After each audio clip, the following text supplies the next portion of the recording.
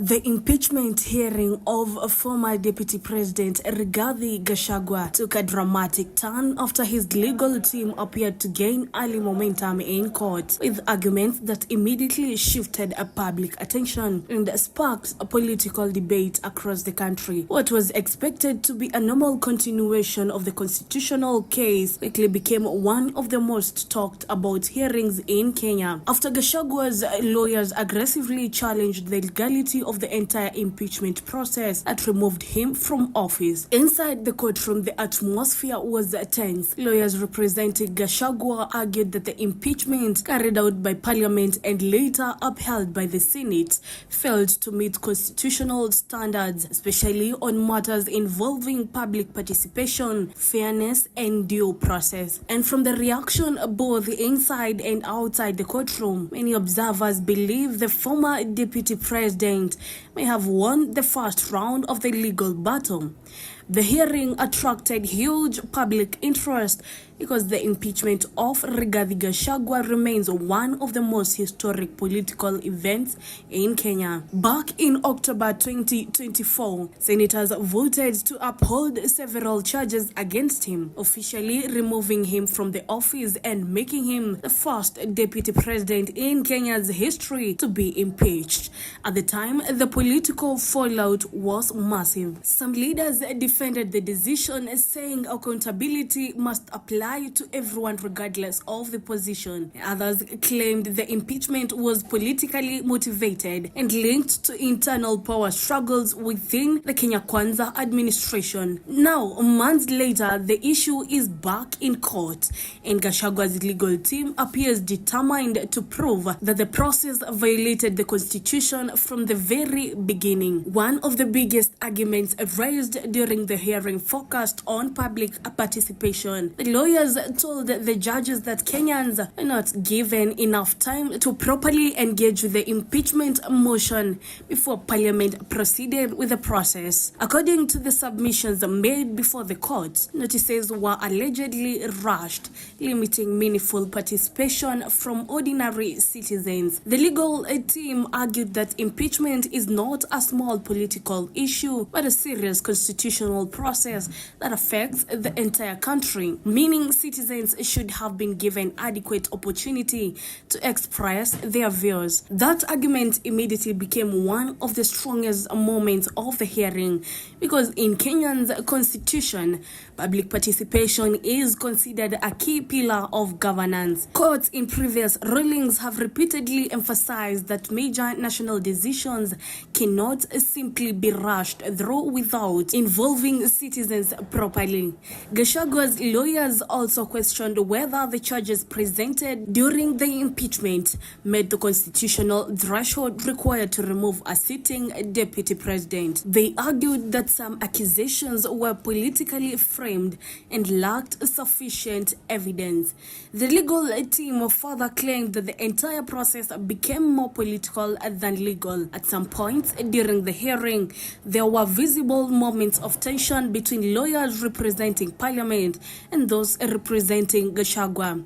The judges repeatedly asked tough questions to both sides as they tried to establish whether constitutional procedures were followed correctly. And while the court did not make a final ruling, the hearing created a perception that Gachagua's side had managed to strongly challenge key parts of the impeachment process. Outside the courtroom, supporters of the former deputy president celebrated the proceedings, saying the hearing finally gave him a chance to defend himself properly.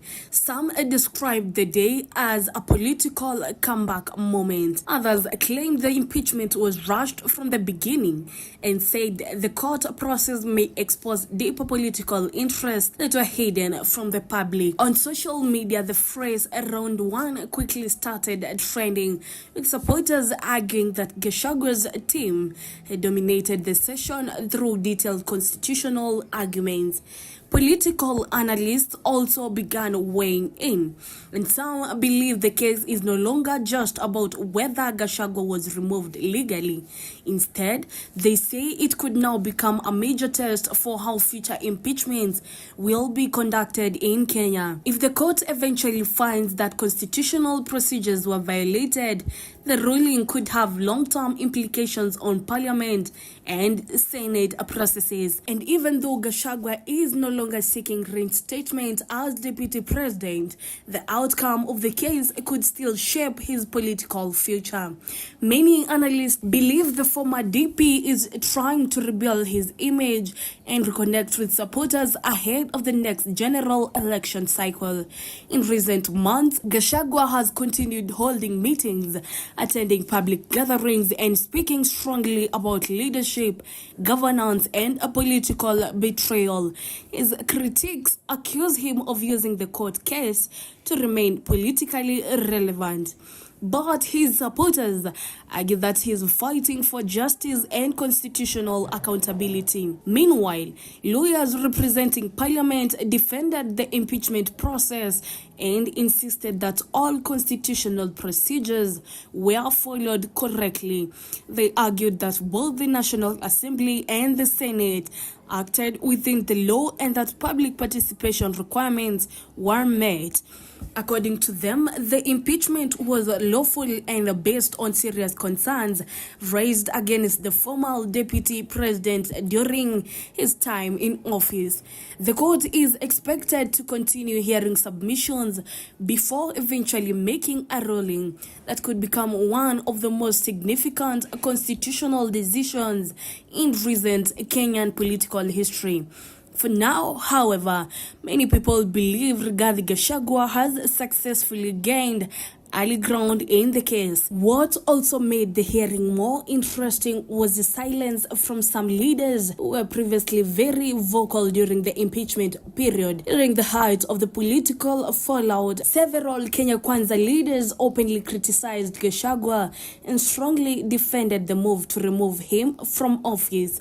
But as the court hearing continued, many Kenyans online noticed that some of those same politicians have recently reduced their public attacks against the former deputy president. Political observers say this could be a sign that leaders are now being careful, especially because the court process could expose details that were never fully discussed in public during the impeachment proceedings. Another issue that sparked debate was the growing perception that Gachagua is slowly repositioning himself politically. Even though he no longer holds office, his name continues to dominate national conversations whenever major political discussions emerge. Some analysts believe the impeachment may have actually strengthened his influence in parts of the Mount Kenya region, where some supporters feel he was politically isolated after falling out with key figures in government. And while the court battle is legal in nature, many people see it as something much bigger than law alone. Some Kenyans, this case represents a fight about power, loyalty, and a political survival at the highest level of government. Others believe it is testing whether constitutional institutions can truly remain independent during politically sensitive moments. Whether that momentum will translate into a final legal victory remains unclear. But one thing is certain: the impeachment hearing has once again placed Rigathi Gachagua at the center of Kenya's political conversation. This is Kenya.